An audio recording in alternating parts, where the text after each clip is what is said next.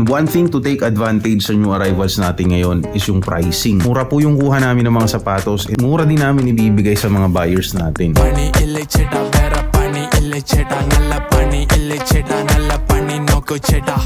Diretso na tayo sa mga bagong saltang sapatos, new arrivals. Karamihan po dito, running shoes and pamorma na pang lalaki. Konti lang po yung pambabae natin ngayon kasi bumabawi tayo sa mga pang lalaki naman. Yung highlight po dito, I think ito po yung mga Jordan 4 and Jordan 3 na nandito po sa gitna. Yan po yung dapat nyo abangan. Majority po ng mga sapatos natin dito ngayon, below 1K lang po. New arrivals pa po yan. Meron tayong kakaibang Converse dito. Ito parang baka. Binago rin natin ng konti yung tag natin kasi naubusan kami. So nagprint na lang kami para yun, trademark. Meron din ganitong Converse, quality rubber po yung nakasulat, kakaiba. Leather po siya, leather. Yan, 550 lang. Ito, 650 lang. One thing to take advantage sa new arrivals natin ngayon is yung pricing. Mura po yung kuha namin ng mga sapatos. Mura din namin ibibigay sa mga buyers natin. Minsan po kasi mahal po talagang puhunan lalo na sa mga Vans and Converse. Pero ngayon, mura namin nakuha. Kaya yan, naglalaro lang po sa 600 pababa. Meron din konting mga pang-basketball. Panalo kayo dito sa mga leaning na nandito ngayon. Meron ding 361. Yun, size 8 po.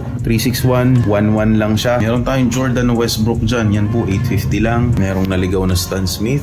Yun, may Klay Thompson tayo dyan. Wave. Size 8 po, 950 lang yung Klay Thompson na yan. May mga CJ McCollum, may Legacy High, may Legacy Low. Meron ding Jordan 4 na off-white. Pero yun, ramdam ko pong hindi ito authentic. So hindi ako excited kahit ganito kaganda ang condition niya. May lining din pong ganyan. Yan lang, magla-live din po kami gabi ng Sabado ng gabi, bali 6 to 9 para makapag-mind din po kayo ng mga new arrivals na sapatos natin. Pero wag po kayo mahihiya mag-request ng size at tipo ng sapatos na gusto nyo kasi marami pa pong stock dito sa loob. Pwede po kayo mag-request. Baka may sumaktos sa panlasa nyo ng mga pang-basketball at pamorma na nandito lang na hindi nakikita sa live.